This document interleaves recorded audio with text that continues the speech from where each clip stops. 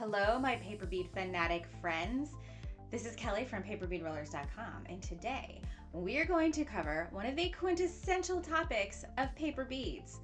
We are going to learn how to make paper beads from typical household trash. That's right, this lovely, colorful, beautifully patterned box would normally end up in your household trash bin, but I'm going to show you how to make it into gorgeous paper beads. So grab your paper bead roller and let's get rolling. The supplies you'll need for this project include scissors, a ruler, a pencil, white school glue, a hardener like triple thick, a paintbrush, and I'm using a plastic coffee stirrer, but you can use skewers if you have them around.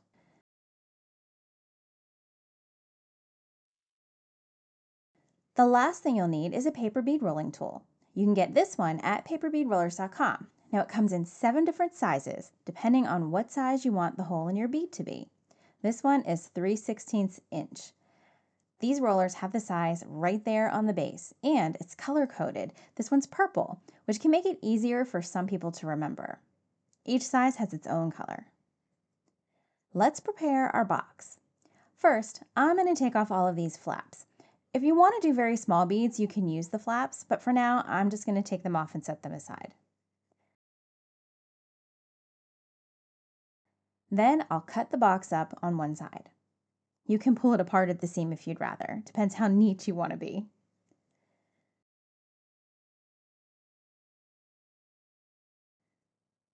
By the way, if you're excited about this project and seeing what projects we have coming up next, don't forget to hit that subscribe button. And don't forget to share this video. Let's spread the paper bead addiction everywhere. Now that our box is flat, we need to decide, are we going to cut our strips the long way or the short way? Well, how do we decide?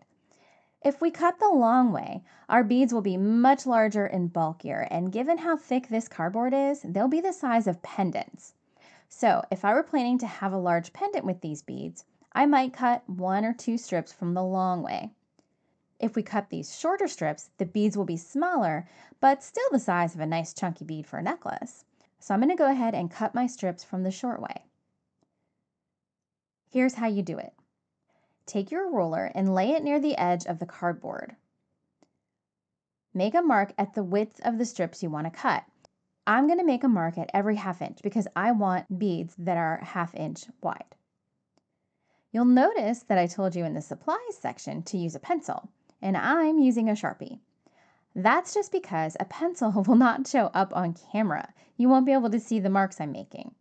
Since we're marking the back of the strip, it doesn't really matter on this thick cardboard, but if you're using thinner paper, a Sharpie could bleed through to the front and completely ruin the look of your bead, so make sure you use a pencil. Now that I've marked this first edge, I need to flip the cardboard over and mark the other side. Now here's an advanced trick. Your marks should not be perfectly aligned with each other. The second side will be offset just a bit because you need to account for the tip of the opposite strip. The easiest way to account for this is go ahead and draw the line for your first triangle strip. See how my line takes up just a little space? Yeah, I know it's only small, but it does make a difference. Now we'll start from that line and mark out our 1/2 inch width from here.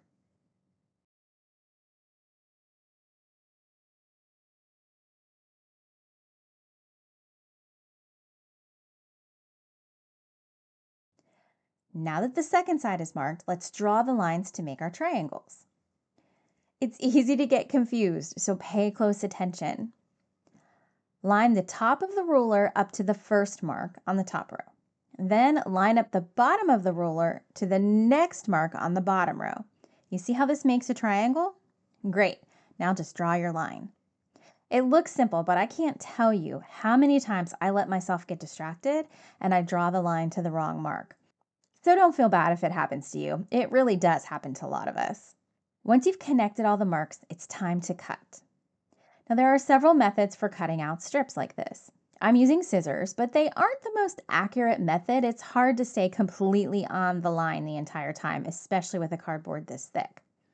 Now you can use a guillotine cutting board or even one of the standard paper cutting boards you get at the big box stores. You know, the kind with the little blade on the slider? Now that might not work well for this particular piece because the cardboard is too large and too thick, but those do work great for regular size paper.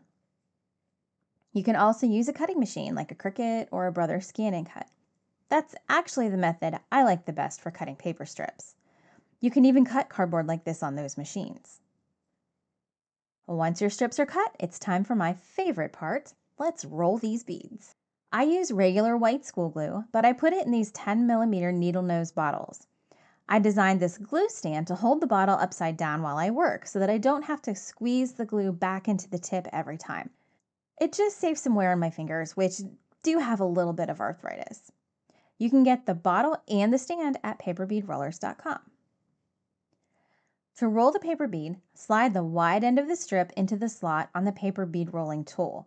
Now this grabs the strip and holds it in place so that you can put tension on it and roll a very tight bead. Now roll the bead slowly, lining the paper strip up centered to itself. Now there are some advanced techniques where you line up the paper differently and it creates a different shape, but for now, we're just going to roll it to the center. And it doesn't matter if you roll it towards you or away from you, whatever is most comfortable is fine.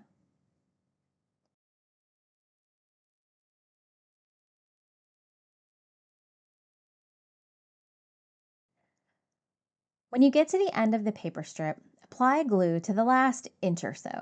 Now, if you're working with a thinner paper, you can use less glue, but for a thick cardboard like this, an entire inch of glue is a good idea to keep it secured. Ask me how I know? Yes, my beads spring apart on their own after I think they're secure. So make sure you've used plenty of glue. Now just press down the tip until the glue holds it in place. And you've made yourself a paper bead.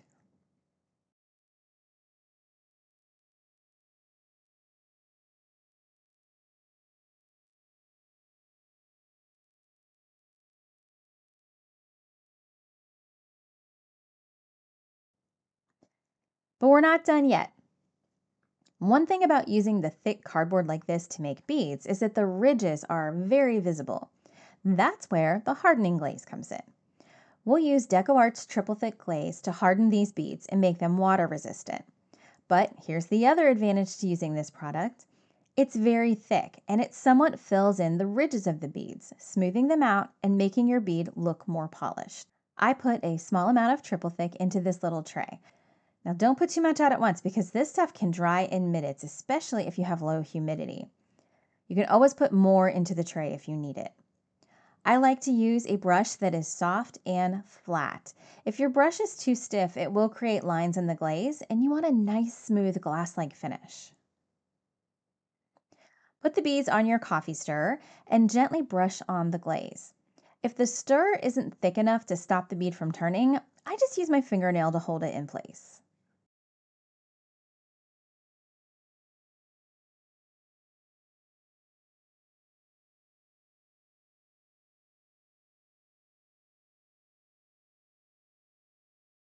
When the bead is completely covered evenly, stick the stirrer into your foam block and then move on to the next beads.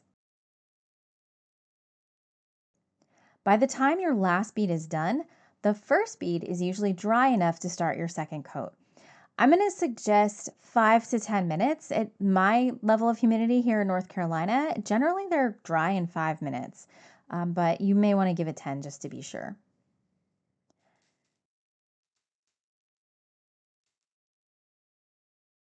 Now I ended up with 3 coats of glaze on these beads. I wanted a thick enough coat to fill in some of the ridges and make the beads look smooth like glass. Once they're completely dried, you're ready to make a project with your beads. These work great for traditional jewelry pieces like bracelets or necklaces, but they're also great with other things like fan pools, wreaths, and other home decor projects. Check out my YouTube channel to see both jewelry and other projects that you can do with paper beads. And make sure that you subscribe for more paper bead tutorials.